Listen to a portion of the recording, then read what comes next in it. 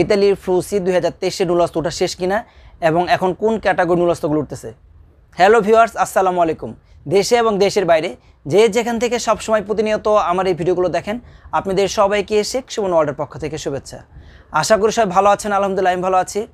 আজকে আমি যে টপিক নিয়ে আলোচনা করবো সেটা হলো 2023-এর নুলস্ত ওঠা শেষ কিনা, এখনও দেখা গেছে অনেকে নুলস্ত পান নাই বা পাবেন কিনা, সামনে অপেক্ষা করবেন কিনা, এবং 2024 সালের কোন ক্যাটাগরি নুলস্তগুলো উঠতেছে এবং এগ্রিকালচার ক্যাটাগরি নুলস্তগুলো তারা কেন আগে দিচ্ছে।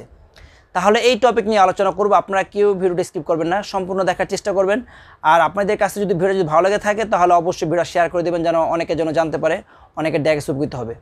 আর যারা এখনও সাবস্ক্রাইব করে না, যদি ভালো লাগে তাহলে বলবো সাবস্ক্রাইব করে বেল বাটন বাজিয়ে ইনশাল্লাহ আপনার আমাদের পাশে থাকবেন। আর যে ভাইরালি সাবস্ক্রাইব করেছেন আপনাদের সবাইকে অসংখ্য ধন্যবাদ। আচ্ছা, তাহলে প্রথম টপিকে যাওয়া যাক।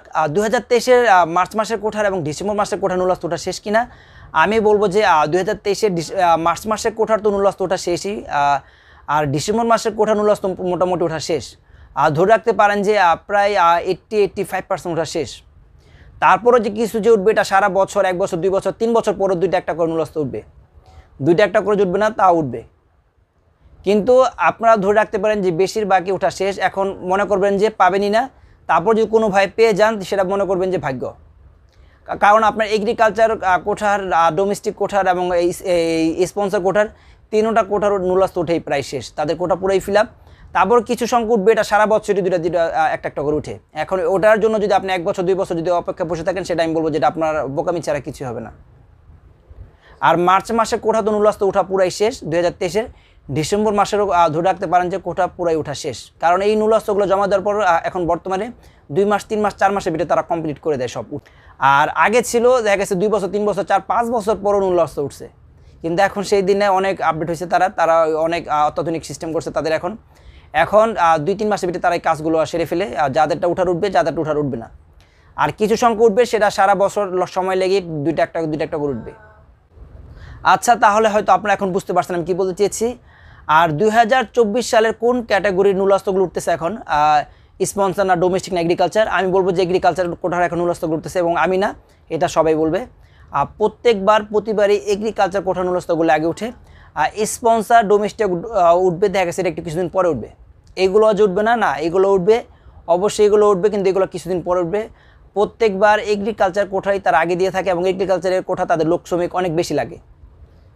কারণ আপনারা জানেন যে এগ্রিকালচার কোঠার তাদের সবসময় তাদের কোঠা বেশি থাকে এবং শ্রমিকও তারা বেশি নিয়ে থাকে। এটা হলো আপনারা মৌসুমি ভিসা বলে, সিজনাল ভিসা। এটা সিজনের জন্য তারা নিয়ে থাকে, এটা নামই সিজনাল ভিসা। 6 মাস 9 মাসে তারা দিয়ে থাকে। এটা তাদের যে সিজনাল যে বিজনেসগুলো, দেখা গেছে যে সামনে আপনার জুলাই মাস আগস্ট মাস আসতেছে, ইটালিতে আপনারা জানেন যে মারের পারে মেলা হয়, এই মেলার জন্য তাদের কিছু শ্রমিক লাগবে। এগ্রিকালচার বলতে যে শুধু দেখা গেছে যে এগ্রিকালচার জন্য যে নিবে শ্রমিক তা না, কিন্তু এখানে তারা এবার 32টা সেক্টরে 32টা কোঠার এবং 32টা ফাংশনের ভিতরে তারা এবার শ্রমিক নেবে। বিষয়টা হয়তো আপনি বুঝতে পারছেন যে শুধু যে আপনাদেরকে নিয়ে যে এগ্রিকালচারে খাটাবে তা না। দেখা গেছে যে 2 মাস 3 মাস যে মেলা হবে ইটালির নানান প্রান্তে, দেখা গেছে যে এখানে আপনাদের কারো ডিস্কোতে, কারো বারে, দেখা গেছে যে কারো রেস্টুরেন্টে, এরকম নানান জায়গায় শ্রমিকগুলো তারা খাটাবে।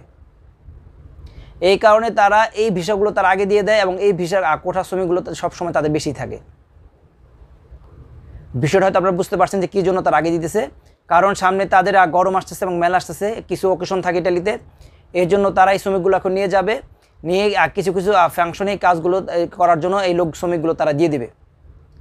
তারপর তাদের এখন সবজি চাষ হচ্ছে, এই সবজির জন্য ইটালি কিন্তু জানেন যে কৃষিকাজের জন্য কিন্তু ইটালি অনেক বিখ্যাত, এবং তাদের অনেক শ্রমিক দরকার এই কৃষিকাজ সেক্টরেই। কিন্তু বর্তমানে তো কৃষিকাজে গিয়ে অনেকে কাজ করে না, অনেকে কাজ করে। বর্তমানে দেখা গেছে যে ইন্ডিয়ানরা বেশি কাজ করে কৃষিকাজ ইটালিতে, বাঙালিরা খুব কমই করে। তারপরেও এখন যেহেতু শ্রমিক লাগবে, তারপরে তারা দেখা গেছে বাংলাদেশ ইন্ডিয়া মিলে ঝেড়ে তারা শ্রমিক নিয়ে থাকে ইটালিতে। তাদের ইউজ পরিমাণ শ্রমিক দরকার এগ্রিকালচার খাতে, এবং এগ্রিকালচার সেক্টরে তাদের শ্রমিক দরকার ইউজ পরিমাণ। বিষয়টা হয়তো আপনারা বুঝতে পারছেন যে কী জন্য তারা এই এগ্রিকালচার কোঠাগুলো আগে দেয়। আর যেটা আপনার নন সিজনাল ভিসা, দেখা গেছে যেটা আপনার স্পন্সর বা ডোমেস্টিক যেটা জানেন, যেটা ডোমেস্টিকটা তো জানেন যে এবার বাসাবাড়ির, এবার কিন্তু বাসাবাড়ির জন্য তারা অনেক কোঠা দিয়েছে, এবার অনেক শ্রমিক নেবে তারা। আর স্পন্সর হলো কোনো মালিকের বিশেষ কোনো ক্ষেত্রে হয়তো কোনো ফ্যাক্টরি আছে বা তাদের কোনো বিশাল বড় কোনো প্রজেক্ট আছে, এই কারণে তারা এই মালিকগুলো তারা স্পন্সর করে থাকে যে কিছু শ্রমিক তারা বিশেষভাবে এই তাদের প্রতিষ্ঠানে তারা খাটাবে। বিষয়টা হয়তো আপনারা বুঝতে পারছেন যে আমি কী বলতে চেয়েছি। এই স্পন্সর হলো বিশেষ কিছু মালিকদের জন্য, যে তাদেরকে শ্রমিক লাগবে। আর বাসা বাড়ি কাজের জন্য যেসব মালিক আছে তাদের কিছু পার্সোনালি লাগবে, এটা একটু ভিআইপি ক্যাটাগরি বলে ডোমেস্টিক। এটা কোঠা অল্প থাকে, 9000 কোঠা দিছে এবার, কিন্তু এটাও উঠবে এবং স্পন্সর উঠবে, কিন্তু এগুলো কিছুদিন পরে উঠবে। এগ্রিকালচারগুলো এখন উঠতেছে ইনশাল্লাহ, আপনার দ্রুত পেয়ে যাবেন। এবং আশা করা যাচ্ছে যে খুব এই সপ্তাহ থেকে, না হলে হয়তো দেখা গেছে আগামী সপ্তাহ থেকে এখন যে পরিমাণ নূল অস্ত্র উঠতেছে এগ্রিকালচারের, সামনে আরও বেশি উঠবে ইনশাল্লাহ। সামনে আরও আপনারা ঢালা দেখতে পারবেন যে ইউজ পরিমাণ নূল অস্ত্র উঠতেছে এগ্রিকালচার সেক্টরে। আর তার কিছুদিন পর ইনশাল্লাহ ডোমেস্টিক স্পন্সর উঠে যাবে। তাহলে বিষয়টা ক্লিয়ার যে কী জন্য উঠতেছে। আর আপনাদের যদি কোনো প্রশ্ন থাকে অবশ্যই আমাকে কমেন্টস করে জানাবেন, আমি আপনাদেরকে রিপ্লাই দেওয়ার চেষ্টা করব। তাহলে আজকে এই পর্যন্ত ছিল। সবাই ভালো থাকবেন, সুস্থ থাকবেন। দেখা হবে অন্য কোনো দিনে অন্য কোনো ভিডিও নিয়ে। আল্লাহ হাফিজ।